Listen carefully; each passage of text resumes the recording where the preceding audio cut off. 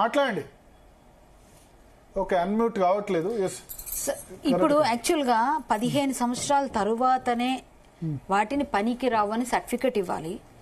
దాని తర్వాత 15 సంవత్సరాల వరకు వాటి పాలు, వెన్న, నెయ్యి అని మనం తీసుకుంటున్నాం గోమాత విషయంలో. 15 సంవత్సరాల తర్వాత పైబడిన వాటికే ఆ శక్తి లేదు అనేది నిజంగా ఒక సర్టిఫైడ్ కరెక్ట్ గా డాక్టర్ ఉండాలి. అవన్నీ సర్టిఫైడ్ చేసిన తర్వాతనే వాటిని స్లాటర్ హౌస్ కొన్ని పంపిస్తారు. అదేదో రూల్లో కూడా ఉంది.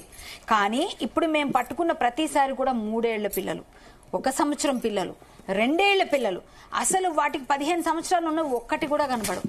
ఒక్కటి కూడా మేము ఎక్కడ చూడం.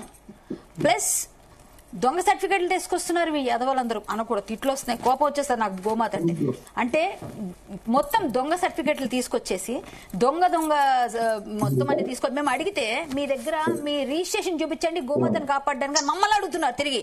మేము చూపిస్తే మా సంస్థలో ఇది ఉందండి మా బైలాస్లో అని చూపిస్తే అప్పుడు రిజిస్టర్ చేస్తున్నారు. పోలీసులు ఏం చేస్తున్నారు, మీకు అవకాశం లేదు, మాకు ఫోన్ చేయండి, మేము పట్టుకుంటాం, మీరు అసలు ఆపొద్దు.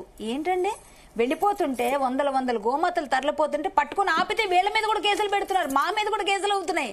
చాలా చాలా నీచమైన పరిస్థితులు అవుతున్నాయండి మేము చేసిన ఎఫ్ఐఆర్ లోనే. కాకపోతే నామే చేయరు, ఎందుకంటే నేను లీగల్ గా అన్ని అడుగుతా. దానికి వాటర్ ఉందా, దానికి గడ్డి ఉందా, అసలు డిస్టెన్స్ ఉందా, ఒక దానిలో 2 వెళ్ళాలా 3 వెళ్ళాలా, మీరు ఎంత డిస్టెన్స్ లేకుండా కట్టేసి కాళ్ళు మొత్తం అన్ని చుట్టేసి పైన కింద ఏంటిది, ఏమన్నా మనుషులుగా గడ్డి తింటున్నాం మనం కూడా ఏమన్నా మన అన్నమేగా తింటున్నారు మీరు. వాటిని కాపాడడం మీ వంతయా? మీరు అలాంటిది లేకుండా మీరు పిచ్చిగా వాటిని అన్నింటినీ కట్టేసి కుక్కేసి ఎట్లా తీసుకెళ్తారు? అవి మాత్రం పెయిన్ భరించవా?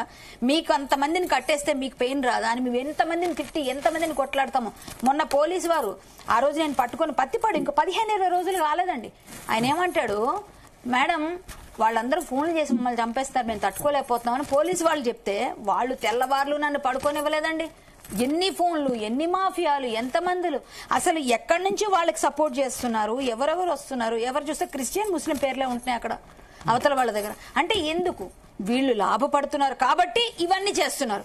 దానికి సమయం మించిపోయిన తర్వాత చేయట్లేదు. సమయం వయసు ఉండగానే చంపేస్తారండి, వయసు ఉండగానే తీసుకెళ్లి అమ్మేస్తారండి. అంటే తల్లిదండ్రులకి 80 సంవత్సరాలు భయపడిన తర్వాత కూడా మనం తీసుకెళ్లి ఎక్కడ వృద్ధాశ్రమంలో వేస్తేనే ఒప్పుకోం మనము. అట్లాంటిది 30 సంవత్సరాలు 40 సంవత్సరాలకి వృద్ధాశ్రమంలో పెట్టినట్టు ఉంటుంది. ఈ గోమాతలను తీసుకెళ్లి స్లాటర్ హౌస్ కి అమ్మడానికి లాలూచీలు పడుతున్నాం. మన వాళ్ళైనా పట్టుకుని శిక్షించాలి, ఇదే నా డిమాండ్. హిందువులైనా డిమాండ్ చేయాల్సిందే, హిందువులైనా శిక్షించాల్సిందే, అమలు చేయాల్సిందే. ఇలాంటి కొంచెం తెలుసుకొని రమ్మని చెప్పండి. అతను ఇంకోసారి అందరి మీద అరవడమే పని, ఇంకోటి పని.